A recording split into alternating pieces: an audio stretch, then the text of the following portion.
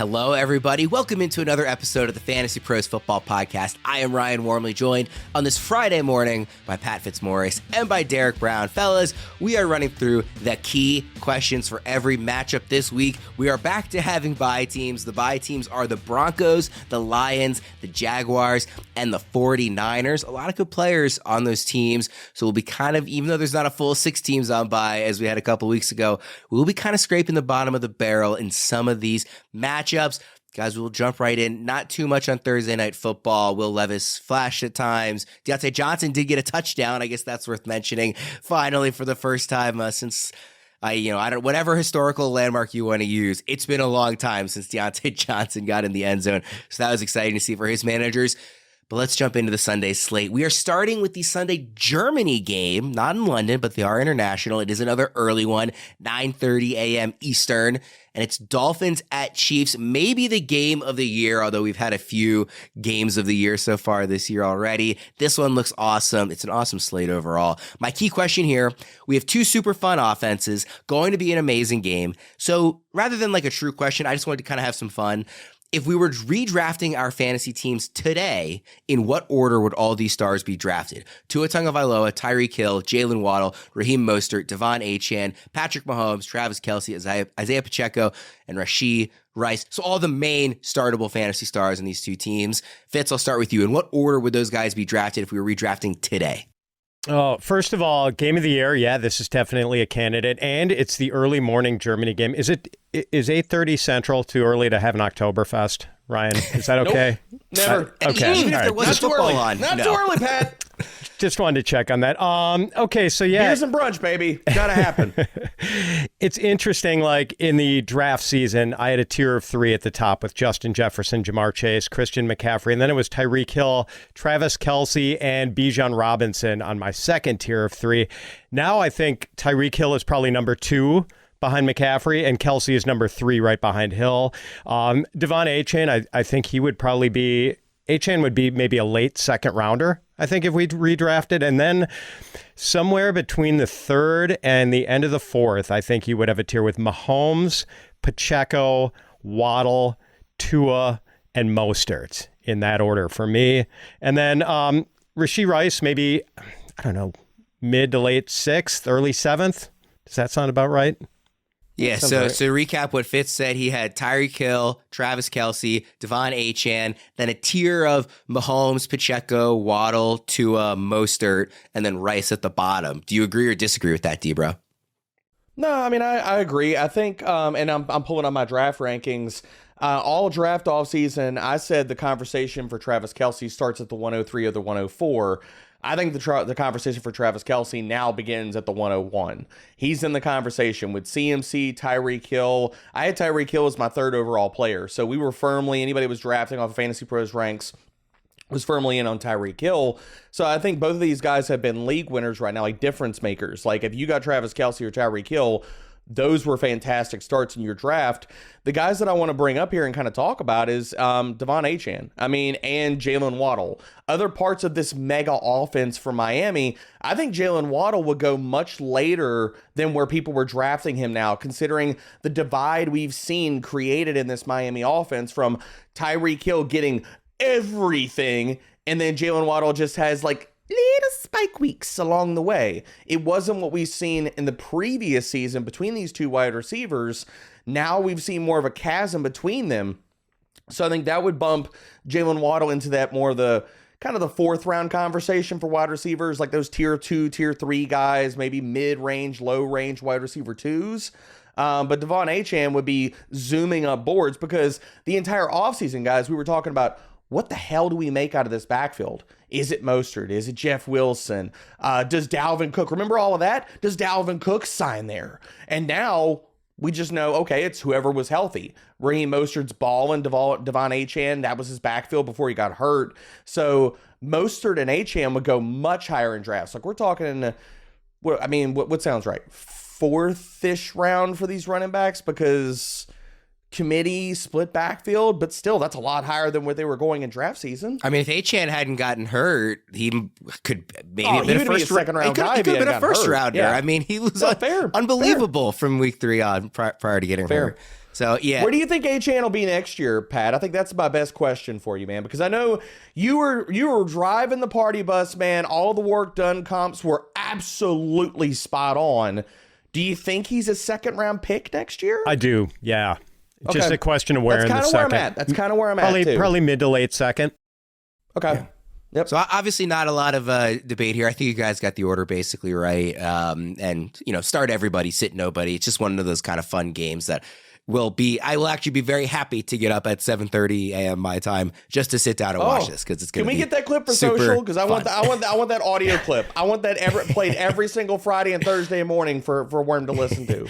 There are always fun questions around the NFL this time of year, like who are the pretenders, who are the contenders. We're halfway through the NFL season, but DraftKings Sportsbook is still pumping out unbeatable offers every single game. New customers can bet just $5 on anything to get $200 instantly in bonus bets. And DraftKings isn't stopping there. All customers can take advantage of a sweetener offer every game day this November. We've got an unbelievable Sunday slate in Week 9, starting off the day with the aforementioned Dolphins Chiefs at 9:30 in the morning Eastern time. Then we've got Seahawks Ravens at 1 o'clock, Cowboys Eagles in the late afternoon slate, and wrapping up with Bills Bengals on Sunday Night Football. 3 of those 4 games have a spread of under a field goal plus a total set at 46 points on DraftKings Sportsbook. So they should all be amazing games. However you guys plan to bet those matchups, get in on the football action with DraftKings Sportsbook, an official sports betting partner of the NFL. Download the app now and use code FantasyPros. New customers can bet just $5 on anything to get $200 instantly in bonus bets, only on DraftKings Sportsbook with code FantasyPros. The crown is yours.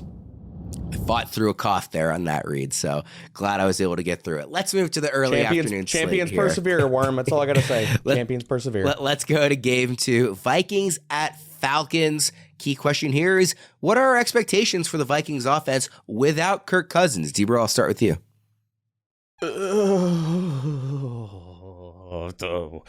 I will go ahead and say, Vikings fans, I apologize and I'm sorry for whatever Jaren Hall does to this offense this week. That's about all I can say. I don't think it's going to be very pretty. I still think you can start Jordan Addison. He's in that wide receiver 2-3 type of conversation based off of volume. Same thing with TJ Hawkinson, because he is starting at tight end at this point in the season. The volume's going to be there, but we need to pump the brakes, downgrade across the board in efficiency and productivity for this entire offense. It's Jaren Hall, man. And I think we could, I'm not going to say confidently say, but Jaren Hall needs to send gift baskets and all kinds of niceties to Puka Nacua for helping him get drafted. So my expectations for this offense are extremely low right now. How about you, Fitz? I would say low too, but we also had low expectations for Will Levis. 2 weeks ago, like, people were ranking DeAndre Hopkins in the wide receiver 40 area, and he smashed in Levis's first game. Now, I'm not saying that Jaren Hall is the prospect that Will Levis was. He's not, but it's not like Jaren Hall can't throw a spiral. So, I'm downgrading expectations. I've got Addison in wide receiver 3 range. Hawkinson, more of a mid-range tight end one, but you're starting those guys. It's the peripheral guys, I think, like KJ Osborne and Brandon Powell, you probably just can't start this week. But, things should get a little sunnier once Josh Dobbs gets in. Not that he's going to equal Kirk Cousins, who was leading the NFL in pass attempts when he got hurt, but at least he should be able to float the value of the Vikings skill players a little bit better, and Dobbs himself will probably be like a mid-range quarterback too. I don't know if I've missed any news to this effect, but do we think there's any chance that if Hall struggles like in the first half, we might see Dobbs in the second half, or is it going to be no Dobbs no matter what, do we think? I'm guessing he's just inactive, right? Yeah. Probably just inactive. I imagine he might be active as an emergency, but even if Jaren Hall stinks it up, I mean, Josh Dobbs just hasn't been in the building long enough to learn the offense. Baker Mayfield did it last year in one of the... True. Well, Kings stay kings. It's the exception, not the rule, that's for sure. This game is a perfect opportunity to talk about this year's Fantasy Over-Under Challenge presented by Betting Pros. Each week, the guys will be making over-under picks for 10 different players for how many fantasy points we expect them to score. Submit your picks at fantasypros.com/challenge to play along with the guys so you don't miss out on the chance to win awesome prizes. One of this week's players is Bijan Robinson. His line is set at 12 fantasy points against the Vikings. Do we think he goes over or under under Fitz? That's a good line. I'm going to say over. It seemed like they were initially more willing to give Bijan work with Taylor Heineke. I don't know. I mean, Arthur Smith is so unpredictable. I'm going to say over, though. Bijan is he's really good. I mean, he can do this in 10 touches. We'd like to see him get 15 plus. Don't know if that'll happen, but yeah, I'll say over. What do you think, Debro? 12 fantasy points is the line.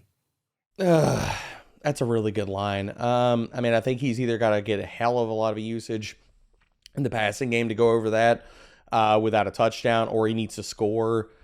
It's a really tough screw it. I'm going to go with talent. Let's go over.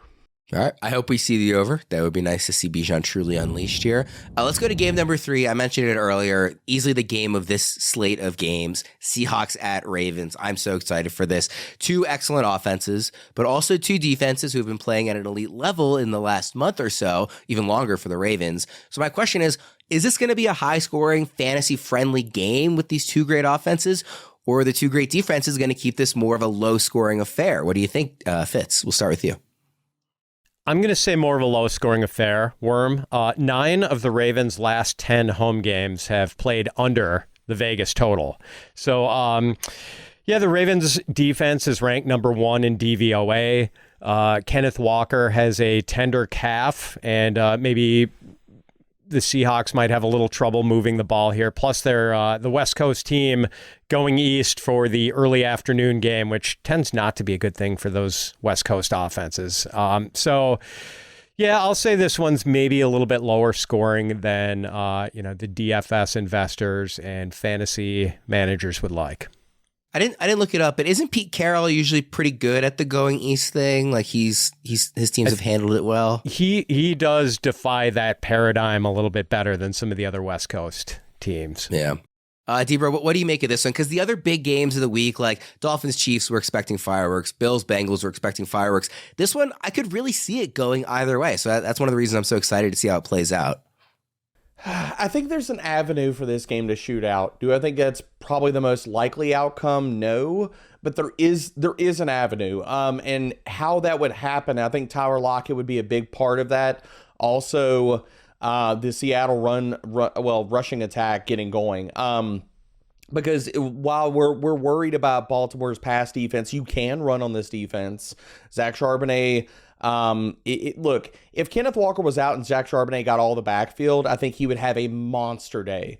But we shall see what that split looks like. On the other side, look, Baltimore, if they're going to move the ball in this game, because Seattle's outside corners, Tariq Woolen, Devon Witherspoon have been playing outstanding football, as well as the run defense is balling.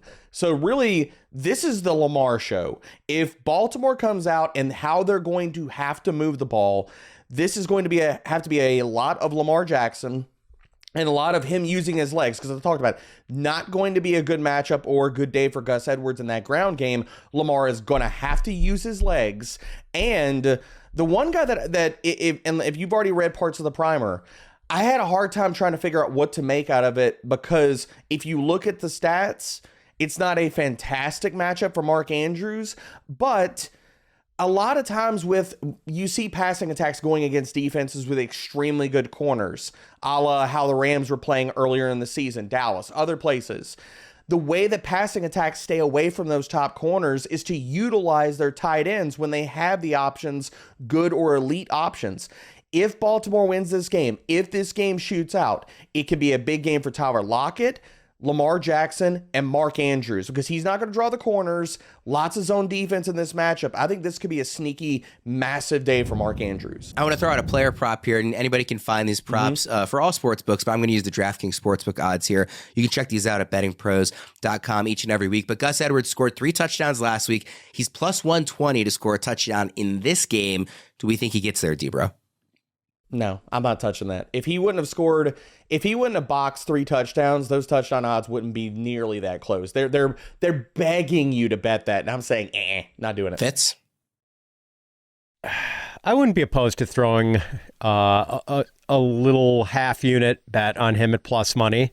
Like, I mean, he is likely going to get the ball if they're inside the 5-yard line. I mean, maybe Lamar just runs it in himself, but I think plus 120 are decent odds. We've got that early morning international game this week, so let me once again remind everyone to take the stress out of lineup management with My Playbook's autopilot tool at fantasypros.com/myplaybook or on the Fantasy Football My Playbook app. Enjoy automated optimal lineup adjustments, giving you both peace of mind and the best shot at victory each week. It's an awesome, convenient tool all season long, but it can really save you with these early games that the NFL is scheduling more and more of every season. So do not get caught with a surprise inactive. Use autopilot, please. Let's go to game number 4, Cardinals at Browns. My key question here, how does Arizona trading away Josh Dobbs impact our expectations for the Cardinals offense? Debro, starting with you. Downgrades everything. I mean, look, I was not enamored with Clayton Tune as a prospect coming out. I think he could be a functional backup, play point guard basically at quarterback, but not a difference maker, and a guy, if you could pressure him, it's not going to be hard to get him off his mark. So the efficiency is going to be downgraded for this entire offense. I'm not telling you Dobbs has been amazing, but I don't think Clayton Tune's going to be an upgrade for it. How significantly are you downgrading everyone, Fitz? Pretty significantly. A tough spot for Clayton Tune to have to make his first NFL start in the dog pound with that Cleveland defense, which has been terrific. I know they're a little banged up in spots, but I'm not even interested in Amari DiMercato after his 20 carry game last week. Like, I've got him as a kind of a lower end running back 3. Don't want to start Marquise Brown. You know, the Trey McBride coronation has begun, but I think we should probably put it on hold for a week. And, you know, like, I'll be interested in all these guys, of course, once Kyler Murray comes back. Like, that's going to be exciting to see what Marquise Brown can do with him after, you know, the great start Hollywood got off to last season. Trey McBride, that's exciting. Even Michael Wilson. But yeah, this week, not so much. So on the other side of this matchup, how do we see the Browns backfield splitting touches between Ford, Hunt, and Pierre Strong, both in this game and kind of moving forward, Debro? It's going to be a freaking mess. It's an absolute and total mess, because I would tell you that this is probably a two-way backfield with Jerome Ford and Kareem Hunt splitting the majority of the touches. If Jerome Ford was fully healthy, I have no confidence that he's fully healthy. Just one more week off of the ankle issue. How he played last week is insanity to me, but he did. So I think we're going to see another like dreaded three-way committee. These guys are one of the lovely little spots in rankings where it's like, what the heck are we doing with these guys this week? Because they're all three going to be active. Who knows who gets touches? Who knows who gets the red zone work? Pierre Strong's probably going to break off a long run and bury all of us in the rankings. But it's a mess, guys. It's a mess. Fitz, what kind of split do you expect? Yeah, so last week was really messy. 27 snaps for Hunt, 26 for Ford, 24 for Strong. But 22 of Ford's snaps came in the second half of that game there. The narrow loss the Browns had to the Seahawks, while Hunt and Strong combined for just 16 second half snaps in that game. So basically the Browns were trying to give Ford a light day of work, but they ramped up his usage late in a close game. So I think it's going to be okay to start Jerome Ford this week. I think he's going to get more work than he had last week. Yeah, it is kind of a miracle that he did play last week, and that ankle can't be 100%. But I'm ranking him as a low-end running back too. Like, I feel better about his workload. I think he gets more than the 26 snaps he had last week. Let's move to Rams at Packers. My question here, the Rams haven't scored more than 20 points in back-to-back weeks, while the Packers haven't scored more than 20 points since week 2. So which offensive players have a better chance of bouncing back for fantasy managers this week, Fitz? Not to be a homer, but I'm going to say it's the Packers. As underwhelming as Jordan Love has been, I have more faith in him than in Brett Rippon. Which is fair, and it's kind of the interesting part of this where, you know, you're looking at the question marks at quarterback with the Rams, but also the Packers just have not had good quarterback play all season. So Deeper, what do you think? Which offense are you kind of expecting a bounce back for fantasy managers, if any? I think the Packers make the most sense. A lot of the matchup stuff says, okay, Jordan Love, if he can get his head on straight, can have a good game here. The Rams have quietly been bad versus deep passing. I think this is a really sneaky spot for Christian Watson to get going, as well as we know that they are a tight end funnel. So Luke Musgrave, if he's a little bit healthier this week, the route rate goes up a little bit. He was in the 60s last week. I think this could be a breakout game, a sneaky, quiet breakout game for Luke Musgrave. But on the Rams side, haven't we seen enough times where we count Sean McVay out and the Rams, their offense might not look great, blah, blah, blah, blah, blah. Baker Mayfield, like you're talking about, comes off of, out of the ether and into a starting lineup in 1 week. I'm not saying Brett Rippion's going to be good, but we still have really good offensive skill players, and all he has to do is get them the freaking ball. Losing Rasul Douglas is going to impact this defense. Jair Alexander is not near healthy, and he's not playing great football this year. So I think that we could see, even with Ripien under center, we could see a bounce back game for Cooper Kupp in this matchup, because that is how you beat the Packers secondary, via the slot.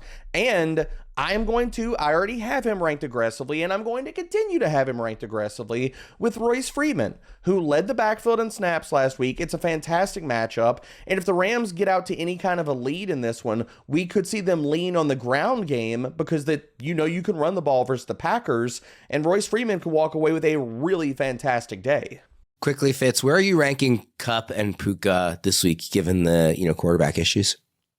I've got Kupp 10 and Puka 16. I might tick both of them down a little bit. I think those rankings were built in with maybe a 25% chance that Stafford played. If Stafford is scratched, I'll probably move both of those guys down another spot or two. I've got Cooper Kupp at wide receiver 9. I've got Puka. Man, I moved him anywhere from wide receiver 13 to wide receiver 18, 19. It just kind of depends. I'm probably going to have Puka somewhere in the mid wide receiver 2 range, and I'm going to keep Kupp as a low end one. Puka is wide receiver 21 in the expert consensus rankings in half PPR. Let's move to Bucks at Texans. Very tough week 8 for the entire Texans offense off of their bye. Do we think that was just a blip against what is a talented Panthers defense, or is there cause for concern for this group in the second half of the year, Debro? I'm not concerned. I think, look, every offense has blips. Every time, we cannot freak out. We cannot overreact. CJ Stroud is still playing really good football, so I'm not going to press the panic button. I think this is a quiet. I think out of all the games with low totals this week, this is one of the games that I think could be a sneaky shootout. Houston's pass defense has not been fantastic. I think this is a sneaky spot for Baker Mayfield to again post really good numbers. Mike Evans could have a blow-up game. And as far as with Houston, I think CJ Stroud and Nico Collins could have a really good bounce-back week. What do you make of this one, Fitz? Well, Worm, you might recall that last week on the show, you asked if there was any chance that CJ Stroud and his wide receivers didn't smash against the Panthers and their soft pass defense. And I said, well, the one possibility was if Stroud throws 30 or fewer passes and they take advantage of the Panthers' even worse run defense. And I mean, what's mildly concerning if you are an investor in CJ Stroud or Nico Collins or Tank Dell is that the Texans do skew slightly run heavy. They are 12th in percentage of running plays at 43.8%. And I believe they have one of the highest rushing percentages on first down, if not the highest. So this is kind of a conservative offense, even though the Texans haven't actually run the ball that effectively. So it kind of lowers the weekly ceilings for Stroud a little bit, that you're not going to see him have a lot of 40 pass attempt games. And we talked about this too, that to date, Stroud has been actually more of a high floor player than he has been a high ceiling player in terms of fantasy production. So definitely something to keep in mind. I want to throw out a player prop from Betting Pros on the other side of this one. Rachaad White, rushing yards over under is set at 49.5 on DraftKings, and his receiving yards is set at 26.5 on DraftKings. Again, 49.5 rushing, 26.5 receiving. Which side would we rather bet on, Fitz? Receiving over. Debro, same thing? Yeah, totally with him. I would take the under on his rushing yards. If I had to make a bet, take the over on his receiving yards. Can we also have a real quick conversation, because Dameon Pierce is banged up here? How much people are going to be jumping into the Devin Singletary kiddie pool this week. And all I'm going to tell people is just look, those waters are probably not as friendly as you think they are. And you're going to see more Mike Boone than anybody wants to see. I hope that's not true, but I'm guessing it probably will be. Probably will be. Yeah, let's go to Commanders at Patriots. Key question here. Sam Howell was QB1 last week and has been a top 8 quarterback in 3 of his past 4 games. We talk about him a lot on this show. Where should he be ranked this week on this kind of hot stretch he's on, Debra? I've got Sam Howell as a borderline QB1. I've got him at QB13. I think the conversation for Howell starts anywhere... really begins at QB9. So again, low end quarterback 1. I think that there are concerns with the matchup versus the Patriots, but there's also another avenue that, but look, we know what the Commanders are going to do. They cannot run the ball to save their lives. The Patriots are good at stopping the run, so the Commanders are going to move the ball up and down the field. It's going to be another week of Sam Howell, lots of dropbacks, and we're going to see a lot of usage for Terry McLaurin against Patriots man coverage. So I think low-end quarterback 1, where you slot him in at, depending on that conversation, it's totally fine. Fitz, Sam Howell is QB 10 in ECR. Where do you have him? I've got him QB 12, and it seems like I'm lower than consensus on Howell pretty much every week. It's just because I'm not convinced he's good. In fact, I'm leaning towards him, conclusion that he's not good. And a lot of that is all the negative plays. He has 41 sacks, 8 interceptions. So he's been the most sacked quarterback, and he's one off the league lead in interceptions. And he's averaging 7 yards per pass attempt, which is 19th in the league. Where he is shining is in volume. He is number 2 in the league in pass attempts behind Kirk Cousins, averaging 38.5 per game. So that's just a crazy high passing rate. That pumped up volume is obviously increasing his fantasy value. But is that going to change? Probably not, because the Commanders' defense is bad, and it just got a lot worse, trading away Montez Sweat and Chase Young. And as Debro mentioned, the Commanders don't run the ball effectively at all. So, I think we're going to see a lot of pass heaviness continuing here. It's going to be dicey with Howell, though. There are going to be weeks where it's just a train wreck and he's Mr. Sack and interception, and other weeks like last week against the Eagles where he kind of smashes. Fitzy, you know who Hal is? He's basically the reincarnation of Blake Bortles for us. It's like, don't watch the games, but play him in fantasy. You're probably going to be happy, but do not watch the games. That's a great comp. Yeah. I do want to ask a follow-up on the Commanders side of this, which is Jahan Dotson finally had a breakout game, 8 catches, 108 yards, 1 touchdown against Philly last week. Is there more of this to come moving forward? And I will mention Terry McLaurin did still out-target Dotson 12-10 in that game. Fitz, what do you think? Yeah, McLaurin is really the only reliable source of weekly targets. Otherwise, things kind of fluctuate with the rest of the Commanders. And I'm skeptical. I mean, it was the first time all year that Dotson has had more than 40 receiving yards in a game. Also his first touchdown of the year. And it came against the Eagles, who have been letting wide receivers run absolutely wild on them. The Eagles have given up the most fantasy points per game to wideouts this year. So I can only get so excited about a receiver with a 17% target share. Debra, what do you think about Dotson kind of moving forward? Again, a guy people were really excited about in the preseason, just hasn't panned out till now.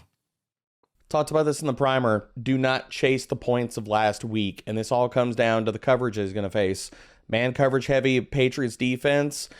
Against man coverage, Jahan Dotson's target share has dropped to a beautiful, it's not beautiful at all, 10.9%.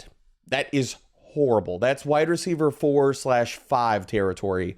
And it's not going to get better. So he gets the man coverage heavy Patriots this week. After this week, Seattle, they're zone heavy, but their outside corners are playing extremely good. After that, his next 2 matchups are against the Giants, top 5 man rate, and the Dallas Cowboys. They're top 3 in man coverage rate. So Jahan Dotson, I try to tell people in the primer, try to tell people on previous shows this week, do not chase the points. You're going to be very, very sad if you play him this week. If you need new tires for your car, Discount Tire is your go-to. They have exceptional service, and you get a 30% shorter average wait time when you buy and book online at discounttire.com. They have this really cool feature called Treadwell, which is an online tire buying guide that gives you transparency on tire performance, as well as personalized recommendations based on your location and driving habits. Discount Tire is also the largest independent tire retailer in the country, so it has the biggest selection of tires and wheels. And here's a pro tip from the experts at Discount Tire. You can prevent wear and boost gas mileage by by keeping your tires properly inflated. Tire pressure supports the weight of your vehicle and is important to check for safety. So if it's been over a month since you last checked your tire pressure, stop by one of their local stores for a free tire safety and air pressure check. Discount Tire, let's get you taken care of. Guys, let's go to game number 8 here. Bears at Saints. Major signs of life from the Saints offense last week, including big fantasy performances from Alvin Kamara, Rashid Shaheed, Derek Carr, even Taysom Hill. And yet we're still waiting on the true big breakout game from Chris Olave this season. Is this finally the week, Fitz? We have no beef with the target totals Chris Olave has been getting. It's just he and Derek Carr have been so close to connecting, and it just hasn't happened. There was a play last week that I thought was pretty emblematic of the Carr Olave disconnect, where Olave should have had a walk-in touchdown, was unable to track the ball while it was in the air, and it literally hit him in the helmet. And that should have been an easy touchdown for Olave. But yeah, I do think we could see it this week. As I said, the target totals for Olave have been what we want. Is going against the Bears, who are 31st in DVOA against the pass, 10th in DVOA against the run. So it makes sense that the Saints would be pass heavy in this game. And I don't think you need to talk the Saints into being pass heavy, since we've seen Carr throw 50 or more passes in 2 of his last 3 games. He's been chucking it at a Sam Howell-like rate. So, I think there's a good chance he and Olave click this week. D-Bro, you're the Saints guy. Do you think this is the week for Olave? Sign me up, baby. I think it's Chris Olave breakout week. All the parts or pieces of this offense are starting to get right. And yes, Fitz could not have explained that any better. The flub up of the freaking ball hitting him off the helmet, it just felt like the absolute apex of how bad, when things go wrong, how bad and how wrong can they go for Chris Olave. I think this is the matchup where we see him smash. I think it all kind of comes together. The Chicago Bears secondary, the only corner that I'm worried about in that secondary is Jalen Johnson. Chris Olave is going to run 63% of his routes away from Jalen Johnson's coverage. And against zone coverage, which the Bears run at a top 12 clip, Chris Olave has seen his air yard percentage increase to 42.6%, as well as the Bears' secondary struggles against the deep ball. They're 10th in yards per attempt and 14th in deep adjusted completion rate. So fire up Chris Olave, fire up Rashid Shaheed. Another big game is incoming. I think the Saints are going to go pass happy, and we're going to see another QB1 performance out of Derek Carr, because people don't want to talk about it, man. He's been a top 12 quarterback. He's QB11 over the last 3 weeks. It ain't been pretty, but he's getting it done. Speaking of Rashid Shaheed, let's go to another Betting Pros over-under challenge here. Shaheed is coming off a hugely explosive game in Week 8. His line this week is set at just 8 fantasy points against the Bears. Do we trust him to go over that mark? D-Bro, before I even gave the line, was pointing upwards. He's going over. Fitz, what do you think about that line? Yeah, I'll go over too. A guy who does not need a lot of targets to strike it rich in the fantasy points. I think he is going to go over this pretty easily. Let's move to the late afternoon slate here. A couple of not so exciting games and one great game. We'll save the great game for last. Game number 9, Colts at Panthers. Now, my key question here involves Josh Downs, who did come out yesterday, was limited or did not practice. I forget if he was limited or didn't practice at all. Colts, but for the purposes of this, we'll assume he plays. Josh Downs has been wide receiver 10 in half PPR scoring across the last 4 games. Michael Pittman has been wide receiver 13 in that same time. Again, wide receiver 10 and 13 in the last 4 games for these guys. Who do we like better both this week, again, assuming Downs plays, and also who do we like better moving forward, Fitz? Downs is really good. one of the pleasant surprises of the 2023 fantasy season, but I have to go with Pittman here. Double-digit targets in 5 of his 8 games this season, and he scored touchdowns in 2 straight. I think he's still the alpha receiver in Indianapolis. D-Bro, how do you kind of split between these two going forward, and also this week if Downs plays? I mean, really, it's been as simple of what does the team do that they're facing? They man coverage, they zone coverage, like what happens here? And we're facing a Panthers secondary that runs the second highest rate of zone. So I think it's Michael Pittman week, baby. I wrote this up in the primer, 26% target share. His first read share against man drops to 26.9%. You put him against a zone defense, good Lord, 36.3% first read share.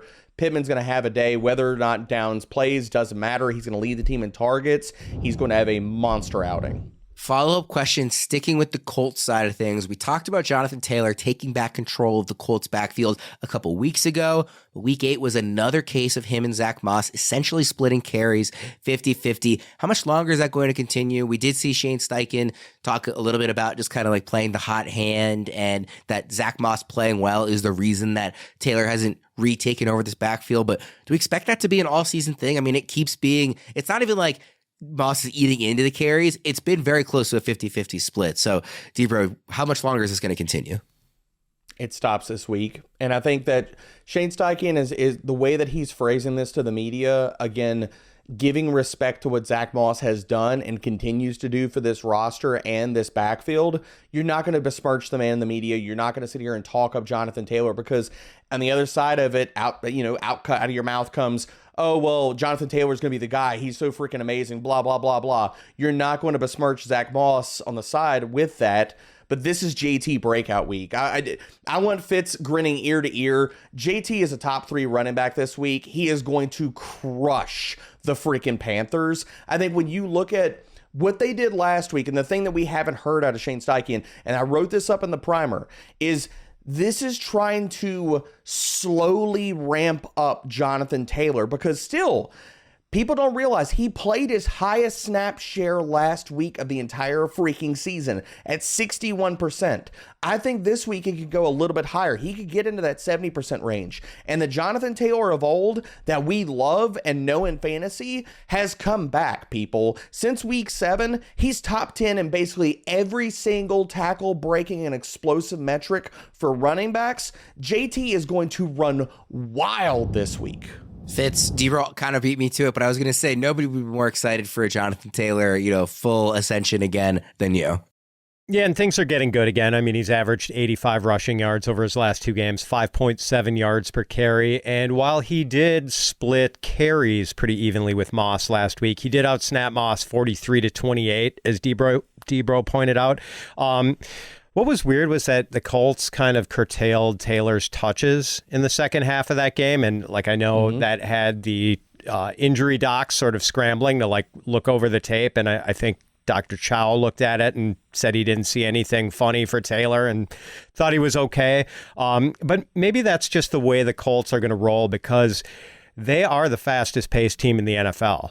They have the fewest seconds on average between snaps of any team. They're going to run more plays, and at such a fast pace, I do think it makes sense to spell Taylor quite a bit with Moss. So I think there is still going to be standalone value for Moss, but I do expect this to be at least 60-40 in Taylor's favor going forward. Fitz, this is my theory with that one, because I saw the same thing out on social media all week. It was like Jonathan Taylor exploded in the first half, and then all we saw was Zach Moss in the second half. I think it's as simple as this. I think the Colts want to slowly ramp up JT. I think he was rolling in the first half, and they got to the first half, and it's like, oh, shoot.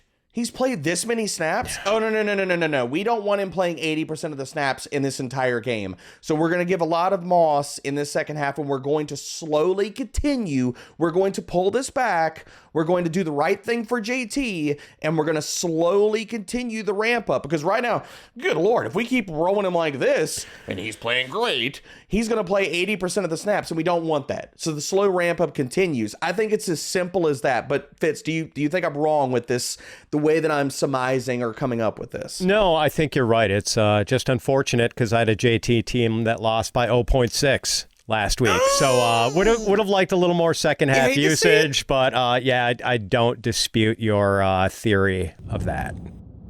Let's move to Giants at Raiders. Key question here. Are we expecting any kind of interim coach in his first game bump for the Raiders offense this week? Specifically the names we care about in fantasy. Devontae Adams, Jacoby Myers, Josh Jacobs, Michael Mayer. Debro, do we think this first week without Josh McDaniels will be a fruitful one for fantasy managers invested in the Raiders offense? Yep. I think it's going to be a lot. You're going to see a lot better things. And we're already seeing this. We're seeing Devontae Adams out on social media having fun in the locker room without the wet blanket that is Josh McDaniels there to sit here and make sure. I mean, he talked about it. He mentioned it. Everybody's walking on eggshells and stuff like that.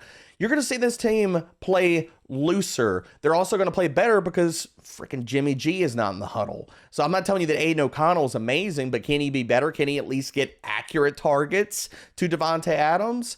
Absolutely. I think this offense and this team, we're going to see them more fired up without that head coach on the sidelines this week. Fitz? I think Devontae gets the squeaky wheel treatment this week and gets a lot of targets and fewer targets for Jacoby Myers, who I think was kind of a McDaniels guy. And nothing against Myers. He has overachieved and been terrific this season, and maybe he could still have a good game this week. Like I've got him, I think, wide receiver 30, so I'm not totally discounting him. But when we saw O'Connell start in place of the injured Jimmy Garoppolo in week 4, Adams had 8 catches for 75 yards on 13 targets. Jacoby Myers, 2 catches for 33 yards on just 4 targets.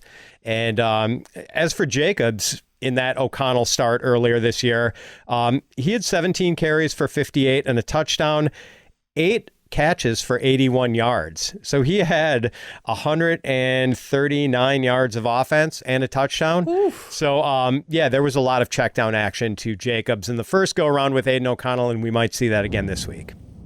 There's not really much to talk about on the Giants side, but I just have to mention 39 touches for Saquon Barkley in week 8. Absolutely ludicrous. Now that he's officially staying in New York, we're past the trade deadline, of course. Where is he in your rest of season running back rankings? I assume if we think he's going to continue to get almost 40 touches a game, he'll be quite high, Fitz. I've got him RB7 behind McCaffrey, Etienne, Kamara, Eckler, Breece Hall, and Jonathan Taylor. And if you could promise me 39 carries a game, I'd maybe be a little higher on him. The only thing is that increased usage for a guy who has had some durability issues in the past. There's a push and pull with that. I suppose you like it in the moment if you're a fantasy manager, but for the long-term health of your player, probably not optimal. So, RB7 seems about right. And I think I started him a little lower and saw the usage and just had to tick him up. I think I was RB9 when I first did rest of season rankings last week and had to bump him a couple spots. Yeah, Debro, he's down at RB10 rest of season in the expert consensus rankings. Where do you have him? I'm lower than that. And Fitz hit the nail on the head here. I've got him at RB13 because that type of workload, Saquon just came out in the media yesterday and said that the ankle issue is going to be a problem for the rest of the season. We might feel good about that type of workload. There is no way he holds up under 30 freaking touches a week. So I'm more pessimistic. I'm not forecasting or wishing injuries upon any player, but I think in the moment we're all salivating. We're like, oh my God, look at the volume. No running back in the NFL. Maybe Derrick Henry. That's about it. Can hold up under that type of workload week to week to week to week, especially when you talk about said player has already been dinged up multiple times this season and has already come out and said, hey, I'm not 100%, but please give me 30 freaking touches every single week. So I'm more worried about Saquon in the short and long term on that type of workload than I think consensus is. Let's move to the best game in this section of the slate. It's Cowboys at Eagles. CeeDee Lamb has a combined 19 catches on 21 targets for 275 yards and 2 touchdowns across his last 2 games. Have the Cowboys figured out something with him after a relatively slow start? Can we expect him to continue to perform at an elite level for fantasy managers' Fitz? Yeah, I think they figured out they need to get him the ball because he is one of the elite performers at wide receiver in the league. Took advantage of a really great matchup against the Chargers 2 weeks ago. And then last week against the Rams, not quite as good a matchup, but Dak just locked onto him, giving him a season-high 14 targets.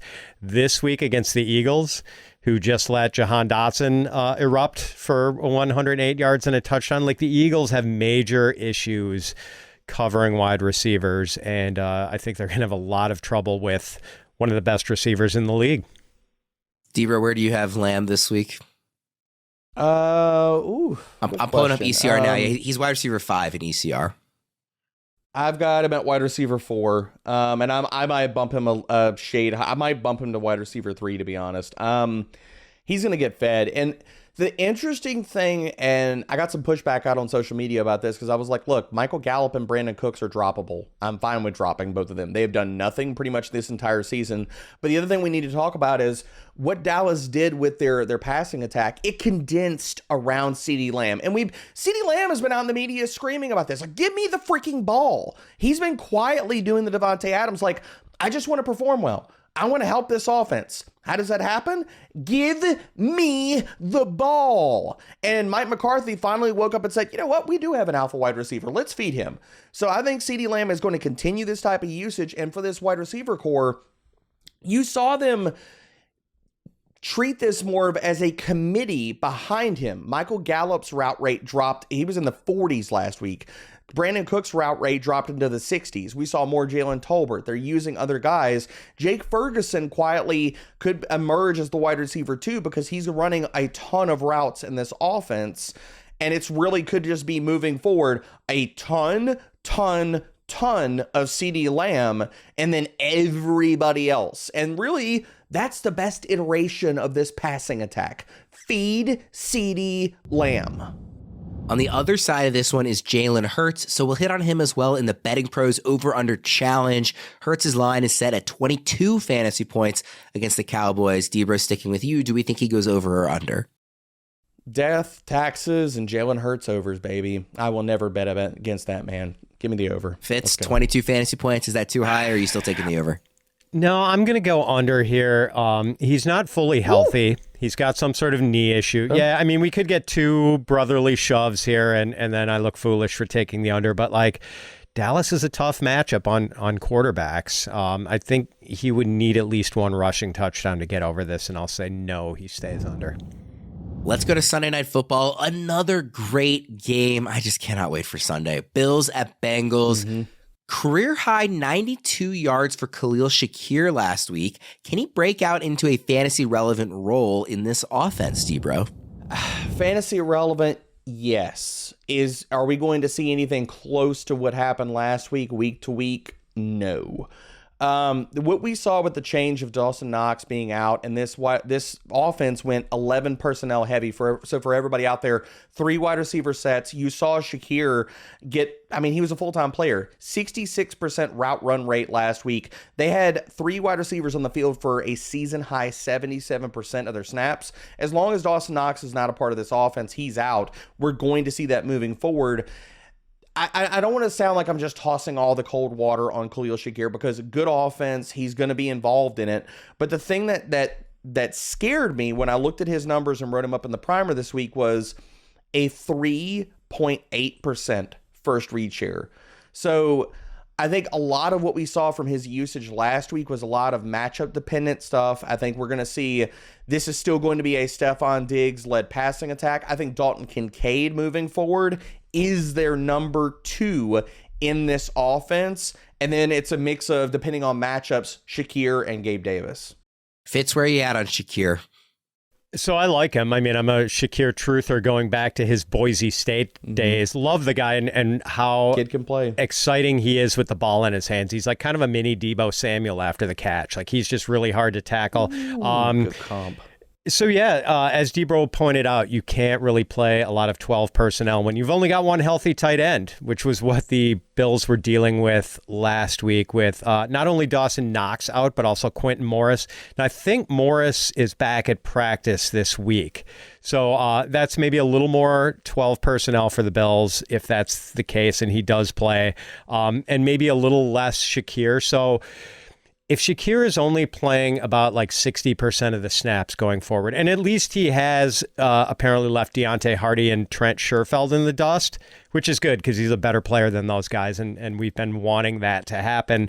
But if he's playing 60%, like I don't know if he can make it work the way Rashid Rice is making a 60% snap share work, because Rashid Rice is the second best pass catcher for the Chiefs behind Travis Kelce. In Buffalo, Shakir is 4 at best behind Diggs, Kincaid, and Gabe Davis. And we saw Gabe Davis's target total spike last week too. So, yeah, like I don't think it's going to be totally fantasy relevant where we can trust Shakir in our lineups. Maybe he's a decent emergency option with buys the next couple of weeks, but I don't know if we're going to be able to rely on him and want him in our starting lineups week after week down the stretch. It sure seems like the bye week helped the Bengals offense get healthy and become fully operational again, and yet it was another mildly disappointing day for T. Higgins. Higgins has only faced Buffalo once in the playoff game last year. He had 3 catches for 28 yards for whatever the matchup is worth. Will it be yet another tough day for Higgins managers, Debro? I'm going to say it's going to be a tough day because T. Higgins is still not fully healthy. Even last week, we did not see him play a full-time role. He drew an 18% target share, 32% air yard share. Those are good things. But his route run rate was still at 63%. And unless he's drawing this heavy target share, which he can do, because who else? I mean, look, Tyler Boyd had a good game, and I think he could stack that and have another good game this week. So I'm going to pump the brakes on T. Higgins. If he was full-time, if he was a fully healthy player, I would tell you, yes, I'm much more bullish on T. Higgins this week because the matchup, the corners for the Bills have not been playing good football. I don't know if we see Rasul Douglas play this week. I mean, he just got in the building. So I think we're going to probably see a lag week for that, but he'll play next week. So these corners have been struggling a little bit. I'm more pumping the brakes. I think that we could see more Tyler Boyd as the second option this week, considering the matchup, because Teron Johnson's not playing good football as far as the slot corner for the Bills. Fitz, where do you come down on Higgins right now? We know at one point we're going to get the 7-catch, 158-yard, 2-touchdown game, right? Like the splash game is coming, but it is possible the ribs are still bothering him, as Debro pointed out. So it's just hard to say when it's going to happen. And man, he's just like, he is one of those guys who kind of turns the screws to his fantasy stakeholders, because you've got to put him in your lineup, right? He's T. Higgins. We know he's really good at football, but man, like it's just, you're waiting for that big game to come, and it just hasn't. We've had one, but we're definitely wanting more than what we've gotten from T. Higgins. And that one was back in week 2, so it's now a while ago. I do want to throw out a player prop here. Again, this is from DraftKings Sportsbook. Joe Burrow passing yards over under 270.5, and his passing touchdowns over under 1.5. Do we like either line, Debro? I'll take the over on his passing touchdowns. I think the passing yards is a really good line. I'd be more inclined to take the over for that, but this is a smash matchup for Joe Mixon. So I think we could see Cincinnati lean on the ground game. But yeah, I think the touchdowns is totally fine. Give me the over for the passing touchdowns, and I'll stay away from the passing yards. Pat, the line is 270.5 on the yardage and 1.5 on the touchdowns. Yeah, I'm just going to copy and paste the Debro answer. He was pretty much spot on there. I like the over on the touchdowns and not so much on the yardage. All right, let's move to Monday Night Football to wrap things up. Chargers at the Jets. We talked about Garrett Wilson's rest of season ranking on last week's show, and he came out with another productive outing. 7 catches on 13 targets for 100 yards. Is he going to stay hot against the Chargers? Pat, we'll start with you. Yeah, I like his outlook. The Chargers are giving up boatloads of fantasy points to wide receivers, and who else is Zach Wilson going to throw to? But Garrett Wilson, he is my, I think, wide receiver 13 this week. So yeah, I'm pretty bullish. Yeah, Garrett Wilson is wide receiver 12 in ECR, so he is a wide receiver 1 in half-point scoring, half-point PPR. Debra, where do you have him, and what do you think about his matchup with the Chargers? I didn't think I was going to have him ranked higher than Pat. Pat's been the Garrett Wilson guy on this show, but I have him at wide receiver 11. I mean, we're basically hand-holding here, but this is all to say that, yes, you're starting Garrett Wilson confidently this week. He's getting all the work. And I wrote this up in the primer.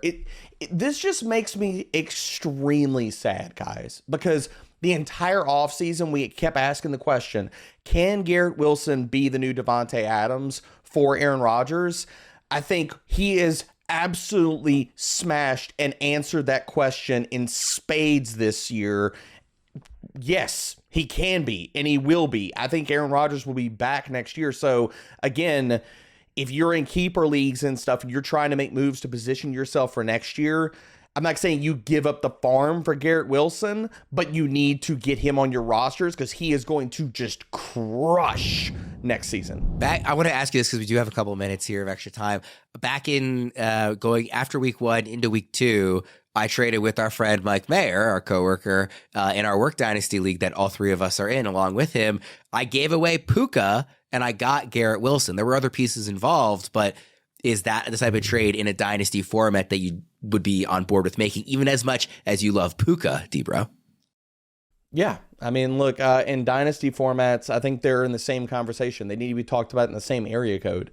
So where people come down on that, I think for a dynasty perspective, I love Puka's talent and I love him. The only thing when we're looking at dynasty outlooks that gives me a little bit of pause has nothing to do with Puka's talent. It has everything to do with the quarterback situation for the Los Angeles Rams. What happens with Sean McVay after this season? What happens with Matthew Stafford? So in a dynasty perspective, I feel better about the 2-year window for Garrett Wilson than I do about the 2-year window for Puka Nacua, just looking at the entire ecosystem around him. Headline on the show, Debro hates Puka Nacua. Sell at any cost, no matter what. I'm out. For Debro, who has now walked off the set, and for Pat, thank you everybody for tuning in. Again, awesome slate here this week. Super excited for Sunday. We will see you again next week. Thank you for tuning in, and let's enjoy some football this weekend.